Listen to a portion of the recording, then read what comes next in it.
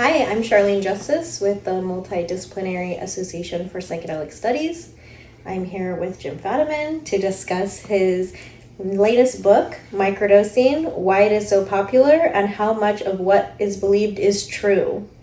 So what can you tell us about microdosing? Well, it's really nice to be here and magically also to be here. And I'm really grateful for both.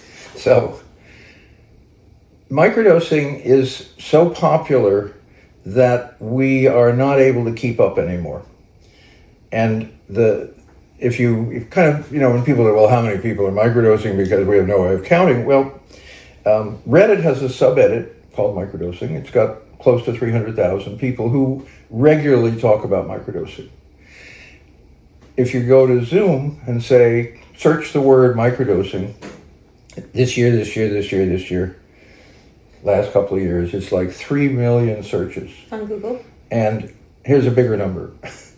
RAND Corporation, not known for their psychedelic work, did a research study and said 8 million people in 2023 took psilocybin. That's a lot of people. Which is interesting. 4 million of the 8 were microdosing. Wow. Okay, exactly. That was just the right answer.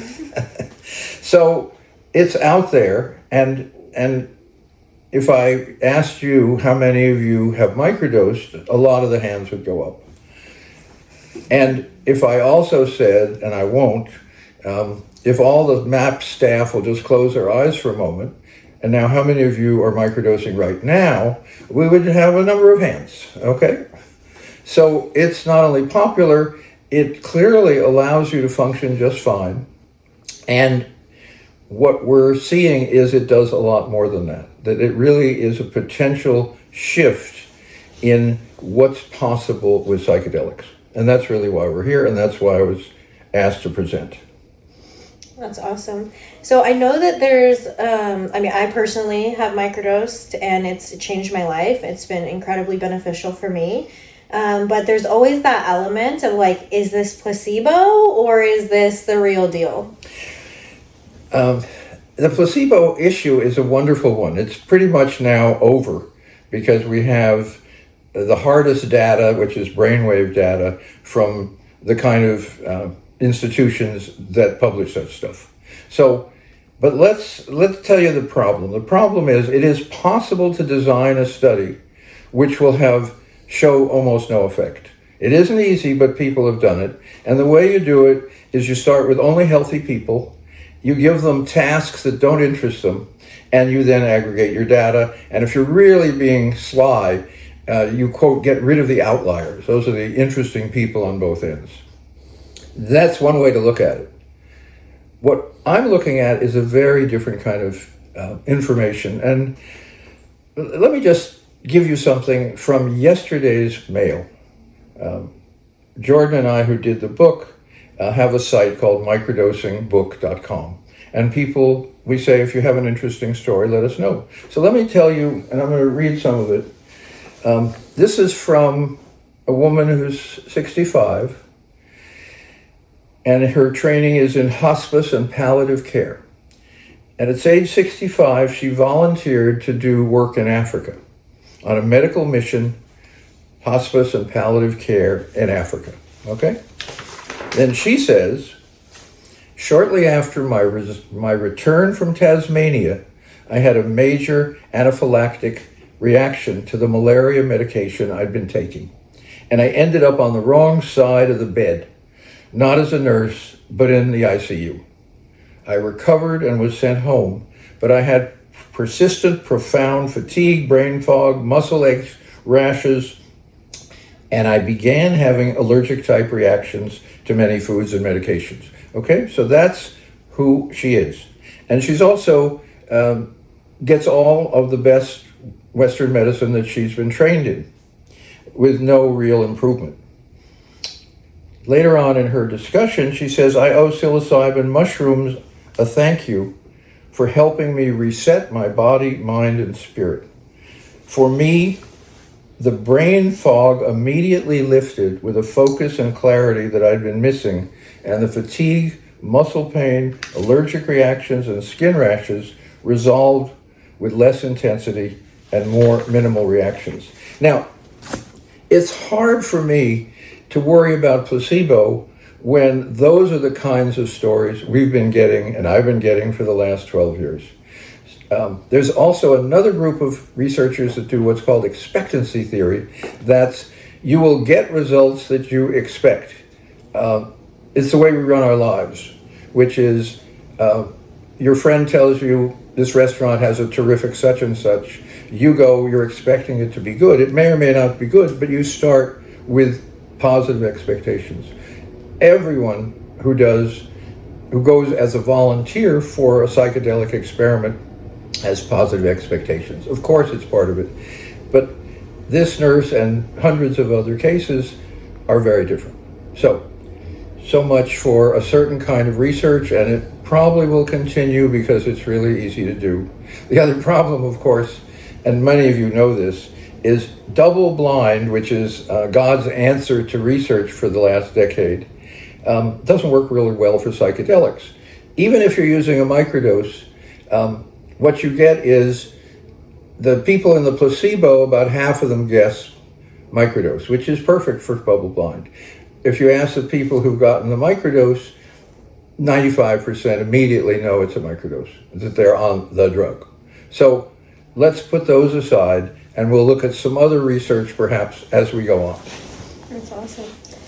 What was your favorite thing that you discovered when you were writing this book? The thing that blew Jordan and I away over and over is, why could it be that psilocybin and LSD both have effects across an amazing number of conditions? Mental health conditions, physical health conditions, and just better functioning conditions. And Professor Nutt, who is at the conference, gave us this wonderful comment that anything that seems to help a whole lot of things should be viewed with suspicion. And we like that so much, it's one of the headings for our chapter. But it depends on what lens you're looking through. If you're looking through the psychopharmacology lens, where it's symptom, symptom, symptom, symptom, condition, condition, condition, condition, different medications for each, then it makes very little sense that something's good for a lot of things. But if you come from the other side and say, what if microdosing has only one effect? It improves the functioning of the physical, mental, spiritual system, period. And then the question is, well, you're saying it's kind of good for everything? And I said, no. There's nothing that's good for everything, right? Well, maybe. How about exercise? Is that good for everything? Yeah. How about sleep? Is that good for everything? Well, yeah. How about improving your diet? Is that good for everything? Well, of course. How about having good relationships and so forth? There's a whole lot of things that are pretty good for everything. So if you look at microdosing as something that enhances physical and mental and capacity, it's closer to those groups than to all these kind of detailed kind of medical physical conditions. There are very few specializations in the microdose world. That's really fascinating, and I can see it, or laying it out that way. I was sort of wondering, do you have any like concerns, or is there any like risks? Sure. What are the downsides? Yeah. What I like to think of is a kind of risk-reward ratio. What's the risk of microdosing, and what are the possible rewards? Now, we know, and you all know, that high doses are somewhat high risk and really high reward. And the somewhat high risk is why we have psychedelically supported, etc., psychotherapy, PTSD, etc., with trained staff, preparation, integration, and follow-up. Now, that's because we all know that what goes wrong in high doses almost always goes wrong either when you're alone or with people that don't know what you or they are doing. Set and setting. set and setting are very fundamental to high doses. Microdoses are almost without concern because they fit into your normal life. People will get up, they'll have a microdose, they'll have breakfast, they'll be nice with their family, they'll go to their work. During the day, they will notice that they're feeling comfortable, a little better mood than usual. Probably they'll be nice to someone at work that doesn't need, that doesn't quite deserve it. People may come back, go to the gym, they'll see nothing different except, well, I did another set of reps than I usually do. And I've had a very good day, meaning they're functioning better. The risk, so far, it's a problem because people feel, particularly media, feel almost desperate that you should have some negative side effects. And there are negative side effects. And I'm thinking now of I think it was a Polish study that listed all these side effects, which mainly are headaches, a little bit of nausea, some achy limbs. And they said, these are all transient and don't affect the overall use. So they let you know that you've taken something that has more than psilocybin in it, because most of these people are taking mushrooms. But that's it. So we're running so far something with minimal risk. Again, at minimal risk like vitamin C. Can you harm yourself with vitamin C? Sure. Does it take a lot? Yes. What are the chances of you're hurting yourself with one healthy vitamin C? Is very small. Mm-hmm. So that's what we're looking at, is really a different framework. We're finding that certain things taken in low enough doses have almost no physiological measurable effects. They definitely affect brain functioning. They definitely affect pain receptors and other things, but they don't get you in trouble. So, in fact, rule of thumb is, how do you know when you've taken too much of a microdose?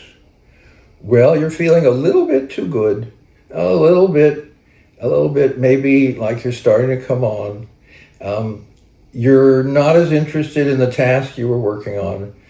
In fact, you really are letting yourself drift a little. That's called, in the microdose world, that's called an overdose. Okay? And it's still way, way below what a high dose looks like. Mm-hmm. So what we're seeing is it's as safe as anything we know, and nothing is perfectly safe. And for some people, they'll take a super low dose, at least in our world, like 1/10 of a gram, which is what we consider a low starting dose of psilocybin mushroom. And they said it's too much, it's too strong. And someone wrote to Reddit, remember all those 100,000 people, said, hey, I've been trying 1/10 of a gram and it's way too much, so I've been taking 100th of a gram. And it sounds like what you guys are all reporting. Has anyone else ever had that experience? And 20, 30 people within a day say, yeah, me too. Hypersensitivity. Because they're sensitive. Mm-hmm. And so what people do with a microdose is they test it on themselves, low to start, below what you think will even manifest, and then work your way up until you get to a place where it feels like you're getting the results that you came in for. So for instance, say you're taking it for migraine headaches. Remarkable. It will not cure migraine headaches. But in most of the people who report, it lowers the frequency of migraine headaches 80-90%, and it lowers the intensity. So if you're taking the right dose and your migraines are almost gone, that's the right dose. If you take more, you will get outside of the microdose range and you'll have no effects. If you go too low, you'll have no effects. It's a little bit the way you serve yourself ice cream. I'll just have a spoonful. No, give me another scoop. Both people are having the right dose, okay? You just need to dial it in. Right, you dial it in, exactly. Yeah. So do you think that maybe in your lifetime or in the lifetime of your daughters, that there may be a world where a physician would prescribe microdosing I know that like Oregon has the therapeutic use and Colorado has, they're starting to do this. But do you think that like it would start to become part of like, like you said, like a healthy diet, eating, exercising, sleeping, like that would be socially embraced? Well, in the future? see, the thing is, it's illegal, and 8 million people took psilocybin last year. Since the United States made psychedelics illegal and bullied a lot of other countries to follow them, 40 to 50 million Americans only have taken either LSD or psilocybin. So the word illegal is a kind of curious word because it prevents research from being published, it prevents commercial work, it prevents standardization, it prevents purity from being found. So even with all those things missing, it's become more and more used. And the people who are using it, like you said it and I said it, some of them become legislators. Some of them become FDA employees. And what I'm seeing when I now deal with any group of professionals is the number of people who have had high doses is growing, and the number of people who are microdosing and not ever touching a high dose is growing faster. It's very hard to find a medical student who hasn't tried a psychedelic, not necessarily in medical school, usually way before. So we're in a funny world, and actually what people don't know is during Prohibition, when the United States said thou shalt not drink alcohol, except incredibly widely and illegally, and only in high proof, Times Square had 5 times the number of places you could get a drink during Prohibition as it had before. So that's a poison.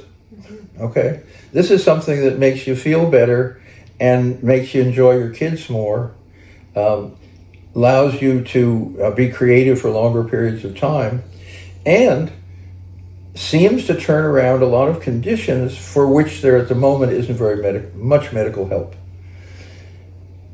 It's inevitable. Yeah. And I'm fairly old, and I think I'm still going to be here when it gets a lot more legal. Colorado is leading the nation in finding out if there's going to be any problems.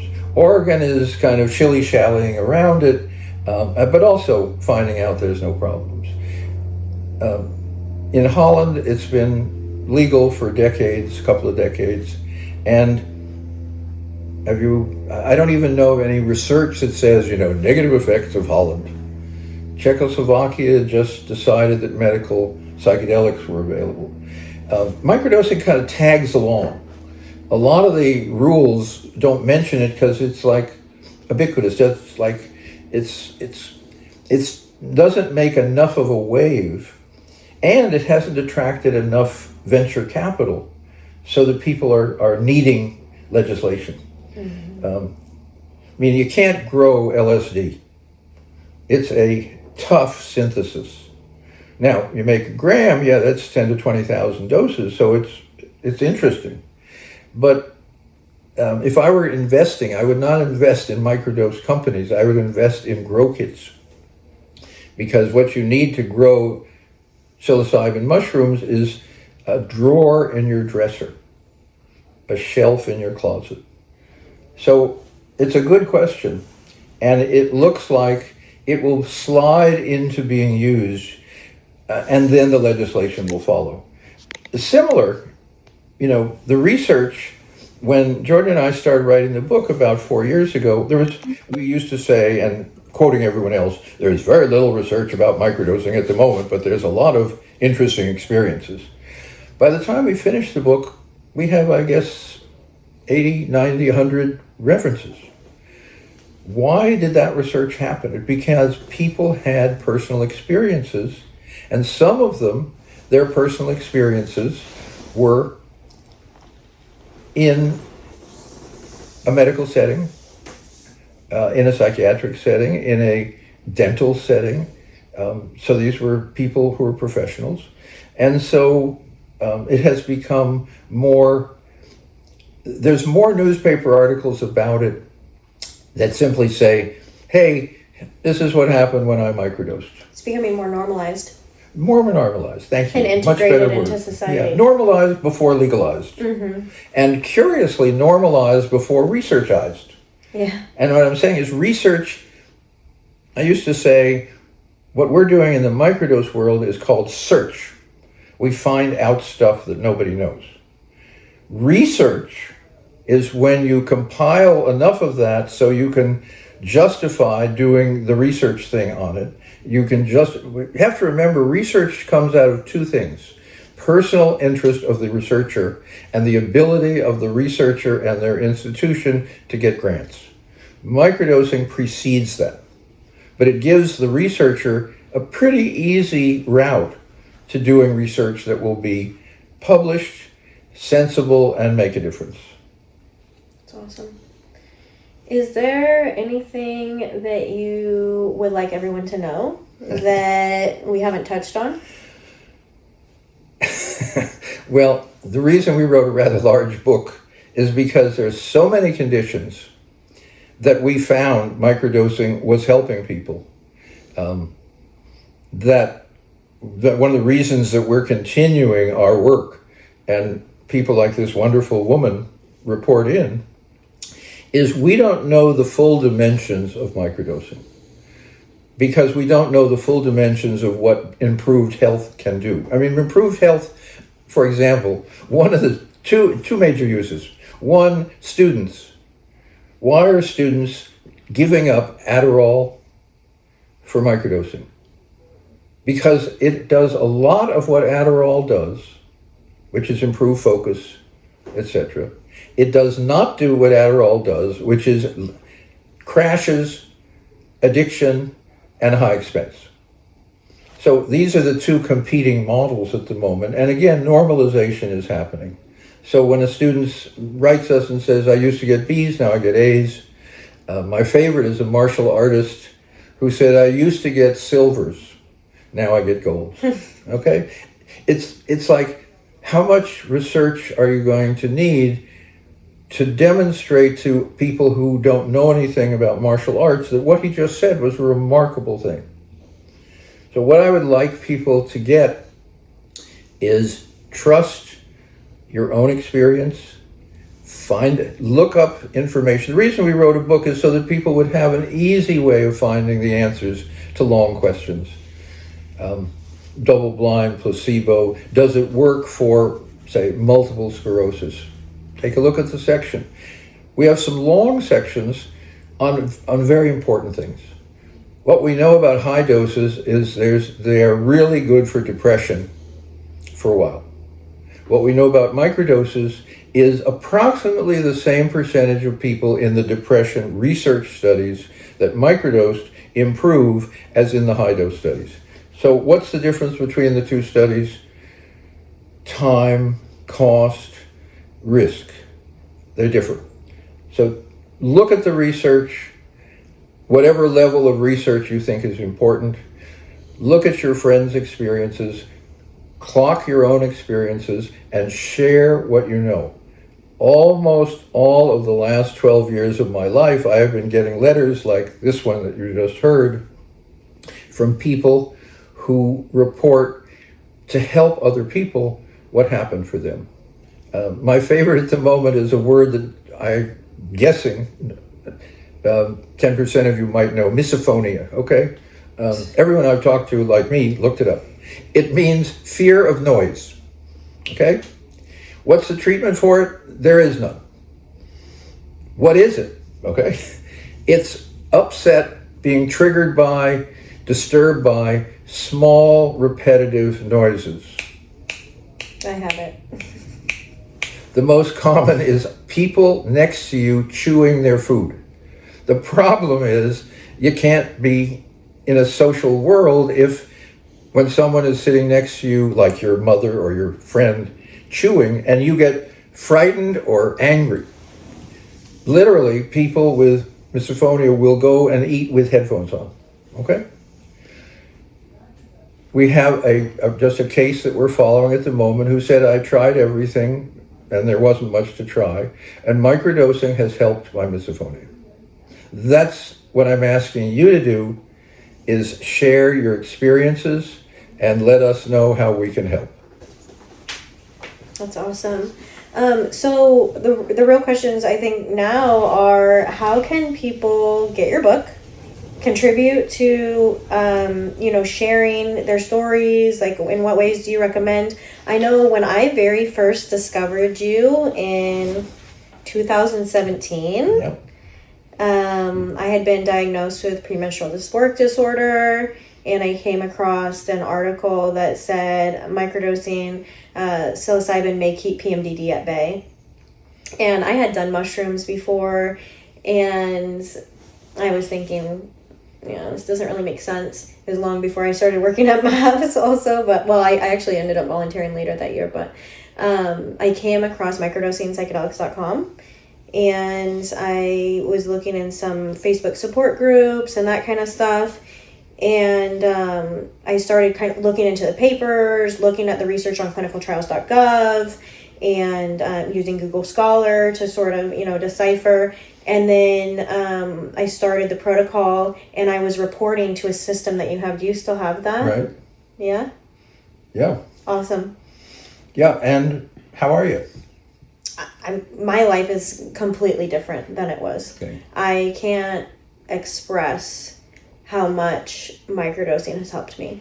Well, I should mention that the condition that you had is characterized by a high suicide rate. Yeah, 30% of the people who have it attempt to or successfully do commit suicide. Yeah. So that's why it's kind of hard for me to fuss about the question of placebo, because I was certainly not planning to out you, but Charlene is really one of my heroes. Okay, I am so grateful. I'm so grateful for Charlene for sharing what she did. And a couple of years later, I get another letter from a woman who was a nutritionist in Europe with a similar story. And I've been talking with both of you women on and off, because that's really, so that's answer to my question is, Charlene just changed the nature of what is open and available for people with a condition with a 30% suicide rate. That's worth paying attention. So that's all I'm suggesting is we're in a flux period. It's quite possible that the federal government, in its infinite chaos, is going to move quickly ahead on moving psychedelics forward. And microdosing is going to come with them. So we're going to open this very soon to your questions. And I should warn you that a question is a single sentence with maybe one or two clauses, and it ends with a little question mark, okay? And it never starts, even in this conference, with saying, well, before I can ask you my question, I've got to tell you about my experience. It doesn't begin that way. And we will be open to questions, and Charlene is going to help me with the questions when I don't hear them quite as well as you do. And let's see where we go from here. And thank you very much for coming and for being at this conference and for being the kind of person who goes to such a conference and makes it work. Thank you. And thank you for all your work. Thanks.